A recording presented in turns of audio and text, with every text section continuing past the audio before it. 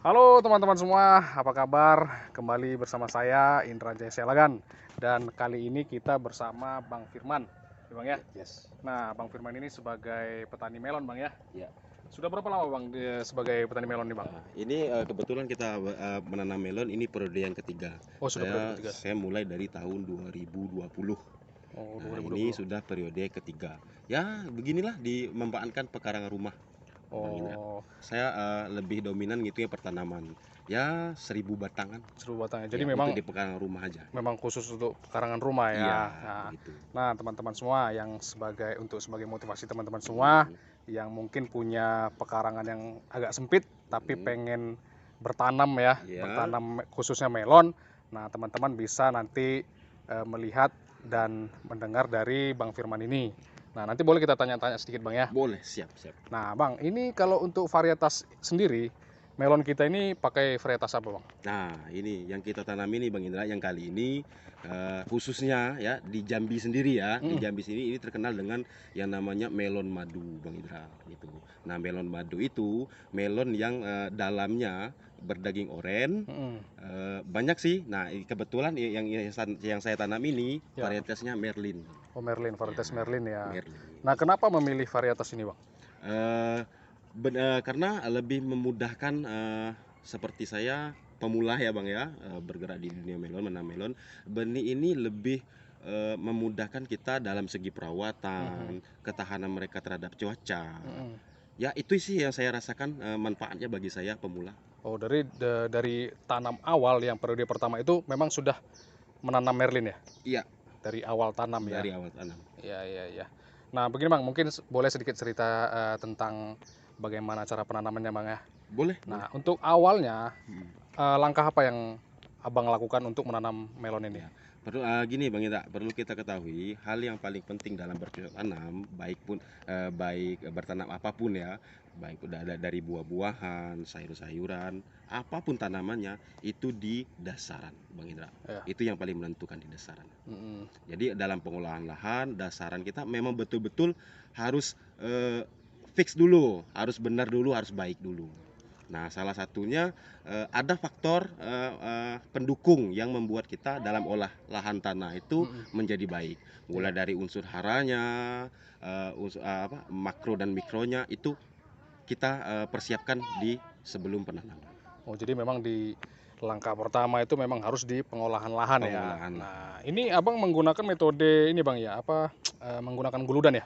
Ya, saya Nah, menggunakan gulutan. nah untuk satu guludannya itu berapa titik Bang?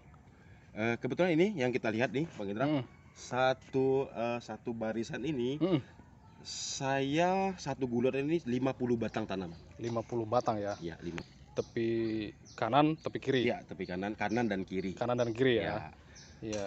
manfaatnya dengan gulutan seperti ini kita bisa memperbanyak populasi yang cocok untuk di tanah pekarangan yang sempit seperti saya. Oh, iya, iya.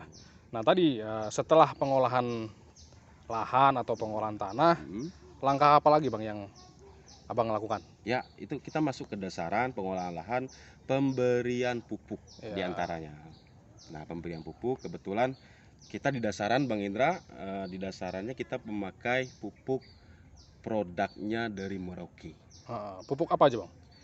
Kita pakai produk pupuk Merauke yang namanya SS Amopos, Oh, Bang SS Indra, sama pos untuk dasaran ya. untuk dasaran. Nah, di sini saya sudah merasakan manfaatnya, saya sudah eh, lihat perkembangan tanam saya dari masa vegetatif hingga sekarang sudah masuk ke generatif. Iya. Saya sudah melihat sendiri manfaat itu sangat baik sekali untuk kondisi tanah di SS Amopos, Bang Indra. Oh, karena memang sudah ada pengalaman menggunakan SS sama posnya ya. Benar Jadi sekali. memang sudah dari awal Ya, tanam menggunakan SS sama pos ya. mm, Nah, itu untuk dasaran sendiri Bang ya. untuk dasar Nah, sendiri. untuk pupuk susulannya apa Bang yang digunakan? Untuk pupuk susulannya saya tetap menggunakan produk dari Merauke Mhm, juga. mhm. Kita ada yang namanya Karate Plus Oh, Boroni. Karate Plus Boroni ya. Ya, Mutiara Grower Cara dari grower ya. Merauke. Nah, untuk dosis pemakaian Karate Plus Boroninya berapa Bang? Dosis? Nah, saya Karate Plus Boroni saya sistemnya pengocoran ya Bang ya. Oh, dikocor ya. Kayak satu drum 200 liter itu saya pakai Karate Bruce Brownie-nya 2 kilo Bang. 2 kilo ya, Ya. untuk satu drum air ya. Satu drum airnya 200 liter. Itu saya Oh. kocorkan pada lubang tanamnya Bang. Nah, itu waktu kita pemberian Karate Plus Brownie itu di umur berapa Bang? Nah, di umur saya masuk ke Karate Bruce Brownie-nya ketika dia vegetatif mau masuk ke generatif Bang. Oh, jadi fase peralihan ya. Fase peralihan. Fase peralihan dari vegetatif ke generatif. generatif. Nah, itu untuk Karate Plus Brownie. Iya. Nah, bagaimana dengan NPK Mutiara Grower-nya? Mutiara Grower-nya saya dari vegetatif. Dari vegetatif ya. Dari vegetatif saya masuk Mutiara Grower. Nah, itu penggunaan Mutiara Grower-nya dari vegetatif sampai Finish Bang. sampai finish ya. Sampai finish. Seperti sampai panen Sampai itu panen. bakal pakai Mutiara Grower lagi ya. Benar. Nah, alasan kenapa sih Bang kita memakai NPK Mutiara Grower? Di sini Mutiara Grower kandungannya lebih daripada pupuk-pupuk yang lainnya di sini Bang. Di Mutiara Grower ada penambahan TE-nya Bang. Oh, Nah, itu yang lebih memudahkan kita mau bertani. Dia ada nilai lebih TE-nya di situ. Oh. Ya, ini kan masih masa ini Bang ya, dari masa peralihan ya, atau untuk pembesaran buah ya. Ya. Nah, selain untuk pemakaian Mutiara Grower, ada nggak Bang pupuk lain selain Mutiara Grower? Nah, itu kalau sudah masa pembuahan seperti ini ya Bang Indra ya, kita lihat ini buahnya udah ada Bang Indra. Ya. Nah, ini tetap kita butuh ya, namanya buah itu butuh kalsium Bang Indra. Ya. Di Karate Plus Brownie ada. Nanti besok kita akan coba produknya Merauke untuk pertumbuhan buahnya. Kita akan coba subur kali produknya dari Merauke. Nah, subur kali ini Bang Indra, menurut pengalaman saya yang lalu, subur kali ini bisa memaksimalkan bobot buah, aroma buah, rasa buah, dan visual buah. Buah menjadi bersih, mengkilap, keren dah. Nah, itu Bang. Kalau ini kan kita tadi kalau pakai varietas Merlin ya. Iya. Nah, ini biasanya Bang kalau sudah panen itu untuk satu buah melon itu bobotnya bisa berapa Bang? Nih, varietas Merlin. Varietas Merlin semenjak saya pakai subur kali itu bisa 2,5 kg sampai 3 kg Bang. Sebelum memakai subur kali? Sebelum memakai subur kali, ya paling mentok 2 kg lah. 2 kilo ya. Iya. Nah, untuk satu ini Bang, satu tandan ya, untuk satu pokok ini, itu kita berapa buah Bang? Kita biarkan. Kebetulan saya cuman buahkan 2 aja. 2 ya? Buahkan 2. Kenapa Bang 2? Karena itu melihat dari vigor tanamannya, vigor benihnya sendiri. Ya. Gitu kan. Ada beberapa melon yang bisa dibuahkan lebih dari 2, bahkan cuma bisa dibuahkan 1. Nah, Merlin idealnya cuma bisa dibuahkan 2. Oh, jadi memang itu alasannya ya? Ya, kemampuan pokok, kemampuan benihnya Bang Indra. Oh, memang 2 ya? Memang 2 buah ya? 2 buah. Nah, selanjutnya ini Bang, untuk perawatannya seperti apa Bang? Untuk mungkin boleh kita kasih tips atau kita kasih saran ke teman-teman di sana, bagaimana sih untuk perawatan melon ini supaya pertumbuhannya bagus, seperti itu. Kalau untuk perawatan sendiri ya, satu dari sisi lingkungan tanaman kita sebisa mungkin bersih daripada mendekati steril lah Bang. Jadi kita harus perhatikan gulma karena itu pemancing terhadap hama ya. Gulma, terus kelembapan juga kita atur apa segala macamnya. Terus pokoknya itu aja bagi kawan-kawan petani yang lain, dijaga aja itu untuk kebersihan lahannya. Oh, intinya kebersihan lahan memang mempengaruhi pertumbuhan melon ya. Yang paling penting adalah pemberian nutrisi yang paling tepat. Oh ya. Kapan dia diberikan nutrisi masa vegetatif, kapan dia diberikan nutrisi pada masa generatif. Dan semua itu ada di produknya Merauke. Nah, itu teman-teman tips dan ya semacam trik ya dari Abang Firman tadi, bahwa untuk pertumbuhan melon ini memang harus kebersihan lahan itu harus dijaga, kemudian nutrisi itu nggak dikasih Bang ya. Memang harus wajib dikasih Bang ya. Nah, selain itu juga Bang, tadi kan pupuk makro ya. Nah, kita kan Abang kan pakai pupuk mikro juga. Nah, pupuk apa Bang yang kita pakai? Saya pakai Merauke juga Bang.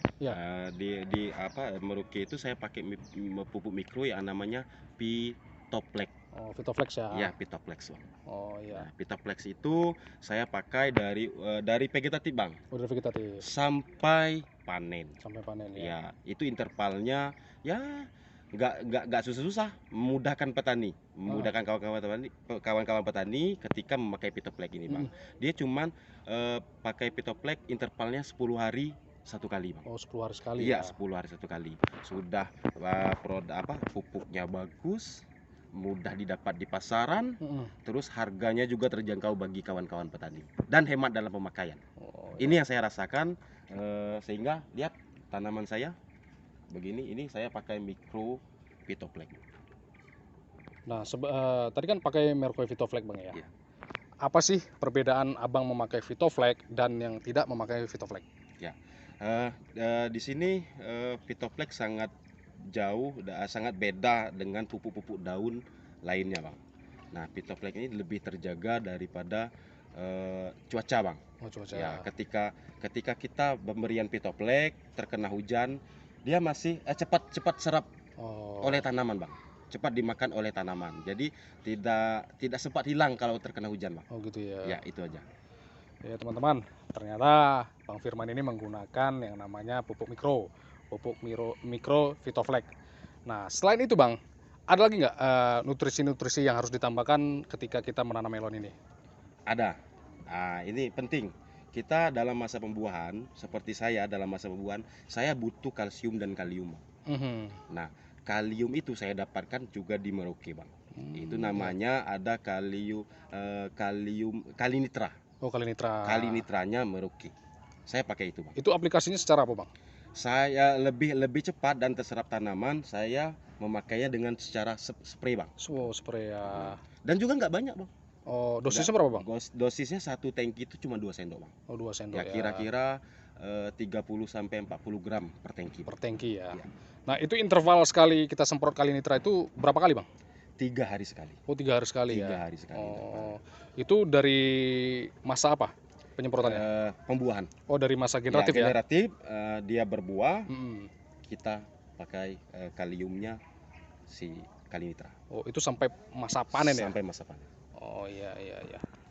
Nah, itu teman-teman cerita dari Bang Firman yang merupakan petani, bisa dikatakan petani baru lah, Bang ya. Ya, baru 3 kali nanam, tapi sudah merasakan yang namanya enaknya menjadi petani melon. Iya. Walaupun hanya sebatas pekarangan rumah. Nah, oleh sebab itu mungkin untuk teman-teman sekalian mungkin bisa sebagai apa ya, motivasi atau inspirasi, Bang ya. Sebagai kita yang namanya petani muda itu kan harus semangat, Bang ya. Energik dong. Harus energik. Nah, untuk itu teman-teman jangan ragu menjadi sebagai petani walaupun kita masih muda. Benar. Mungkin ada lagi, Bang, pesan-pesan untuk teman-teman yang di sana yang mendengarkan? Ya, buat kawan-kawan petani semua dimanapun berada, pesannya cuma satu, harus berani memulai, harus berani mencoba. Tidak ada kata gagal dalam bertani. Yang ada mencoba dan mencoba. Oh, ini, Bang, boleh ya kita korek sedikit rahasianya, Bang ya? Boleh.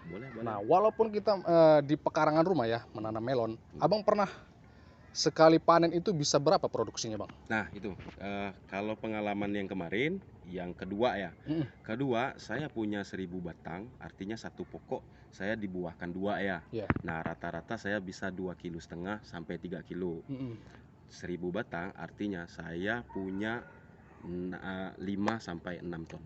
Wah, 5 sampai 6 ton ya. Iya, sekali panen ya, Bang ya. Sekali panen. Wow. Untuk per 1000 batang. Per 1000 batang itu pun di pekarangan rumah, Bang ya. Di pekarangan rumah. Wow, hal yang sangat menguntungkan, teman-teman. Nah, ini teman-teman, kunci suksesnya harus berani, Bang ya. Berani. Harus berani. Tidak ada kata gagal, yang penting terus mencoba. Oke, siap, mantap teman-teman. Itu dia tadi perbincangan kita dengan Bang Firman. Mudah-mudahan video ini bisa menjadi video yang bermanfaat bagi teman-teman di sana ya, Bang ya. Nah, untuk teman-teman semua, apabila ingin bertanya-tanya nanti boleh tanya-tanya di YouTube kita ya, di channel kita Bincang Tani Channel. Nah, untuk teman-teman yang ingin bertanya boleh bertanya di kolom komentar, ataupun yang sudah pernah memakai produk-produk Merauke boleh teman-teman sharingkan di kolom komentar ya, teman-teman ya. Mungkin itu saja yang bisa disampaikan.